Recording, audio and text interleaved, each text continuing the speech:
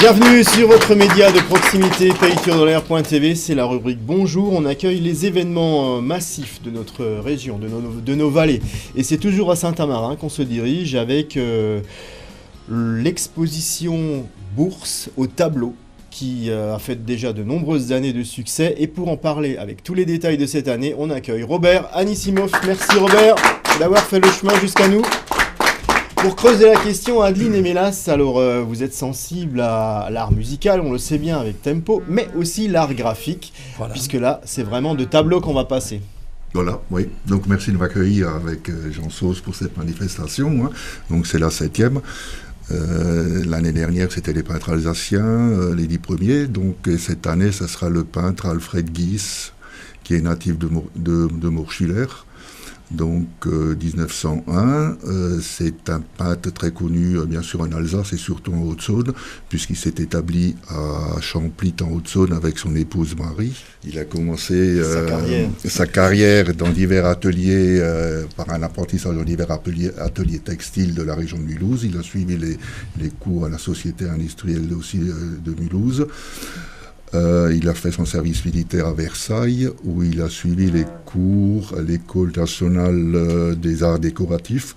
En 1924, il s'inscrit à l'École nationale supérieure des arts et métiers à Paris. Il essaye d'avoir le concours, de l'École nationale de Rome. Et il l'obtient en 1929, ce qui lui permet de passer 3 ans à la Villa Médicis avec sa famille, donc à Rome. Ça c'est déjà un point très particulier, parce que c'est un point central il a obtenu le premier prix donc, du concours de Rome. Et puis donc après il revient sur Paris, il obtient le prix Villa c'est Casa Velasquez, qui lui permet aussi d'aller à Madrid pendant une certaine période. Ça a duré de 33 à 34, s'il me semble. Quel est son style ? Alors,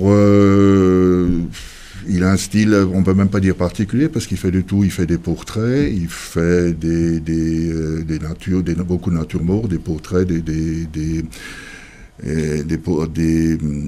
tableaux de famille, paysages, surtout de la région de Champlit. Je cherche, il a aussi fait beaucoup de tableaux, bien sûr, à son atelier de la Villa Médicis à Rome. Il en a fait beaucoup à Champlit. Alors, Robert Anissimov, j'avais vu l'exposition sur les peintres alsaciens. Alors, la question est toujours la même. Où allez-vous chercher toutes ces œuvres ? Il faut quand même avoir les enfiles. C'est assez exceptionnel parce que j'ai commencé à travailler dessus en septembre l'année dernière. Et je suis allé voir la famille Gies, notamment tous ses petits-enfants, qui ont donc qui ont le fond d'atelier du grand-père. Donc il y en a à Bordeaux, à Paris, il y en a à Besançon aussi. Et donc je suis allé les rencontrer, et puis ils étaient tout de suite enchantés de présenter donc cette exposition à Saint-Amarin. Alors je crois que pour tous les passionnés, et même ne serait-ce que les curieux, c'est quand même intéressant de voir, je veux dire, la production et le fait de les retrouver, de retrouver toutes ces œuvres dans un même lieu. Il faut savoir que Alfred Gies a exposé dans le monde entier, à New York, Paris, enfin dans toutes les grandes villes. Et maintenant on pourra rajouter Saint-Amarin. On pourra rajouter Saint-Amarin, où on présentera à peu près 64 toiles. Ce qui est quand même important et impressionnant. Alors, pour un artiste.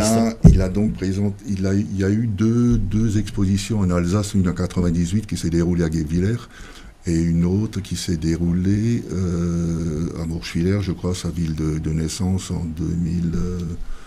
2006 ou en 2005. Alors, donc 140 tableaux, on a choisi 67, on a travaillé dessus depuis le mois de décembre, on a passé 3 mois à restaurer tous les tableaux. Donc c'est assez exceptionnel parce que tous ces tableaux n'étaient pas présentés, ils étaient dans un état un état où il fallait les revoir pour pouvoir les présenter. Quand on parle des restaurations, c'est les peintures en soi, ou vous parlez de la présentation, les cadres voilà. Tout, on a tout repassé en revue. Un sacré travail. Pendant 3 mois, ouais. Donc il s'agit aussi un peu de sauvegarde de patrimoine, là, finalement. Oui, c'est de la sauvegarde de patrimoine. Hein. Et puis j'en étais assez fier avec Denis Zimmermann, et puis avec mon équipe, enfin on était surtout à 2, quoi. Et puis bien sûr avec la famille Guise qui devait ramener les tableaux ici, on les cherchait, on les ramenait, et puis ça s'est bien passé, quoi. Donc on a terminé samedi dernier, les derniers sont retournés sur Champlitz. Alors pour terminer avec Alfred, donc il était conservateur au musée NR aussi, alors plein de distinctions aussi, la Rosette, la Légion d'honneur, les palmes académiques, médaille d'honneur du Salon des artistes de Paris, hein, exposition comme marqué ici, New York, Zurich, Munich, au Japon. Voilà. Donc un artiste reconnu en son temps, hein, reconnu, parce que souvent, j'ai envie de dire, c'est post-mortem, alors que là, je veux dire, vous ravivez un peu le... Ouais. Donc c'est ce que je fais, j'essaye tous les ans de présenter un artiste qui tombe un peu dans l'oubli, parce qu'en fait, on n'en parle plus, on parle surtout des artistes actuels, ou ceux qui ont une cote élevée. Bon, Alfred Guise, c'est quand même assez bien coté, mais là, c'est quand même assez exceptionnel du fait qu'on aura tout le fond d'atelier et qu'il a été restauré et tout. Voilà, vous serez sur place, donc on rappelle peut-être les dates. Donc le 7 avril. Voilà, et vous serez là pour expliquer les œuvres à ceux qui veulent en savoir plus long. On sera plusieurs. On peut découvrir, acheter, échanger. Alors en parallèle, il y a la bourse de tableaux, j'en parlera mieux que moi, enfin, il est un peu au courant. Oui. Donc en fait, effectivement, il y a cette exposition d'Alfred Guise, et ensuite les visiteurs pourront voir des collectionneurs, des passionnés de cette peinture alsacienne. Ils pourront échanger avec eux, voire acheter des tableaux si ça leur convient. Il y a des restaurateurs aussi qui sont là. Donc c'est vraiment un échange sur cet art pictural alsacien qui va se dérouler le 7 avril dans notre belle salle du Cap. À Saint-Amarin, on le rappelle. Voilà.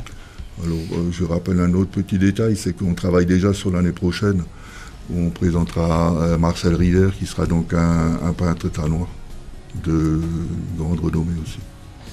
Toujours de nouvelles idées. En tout cas, on vous souhaite beaucoup de succès pour cette première édition de l'année en matière de culture et de tableaux. On découvrira tout ça à Saint-Amarin, à la salle du Cap. Merci messieurs d'avoir été avec nous ce matin et à très bientôt. Et merci tout de suite pour la suite de ce programme.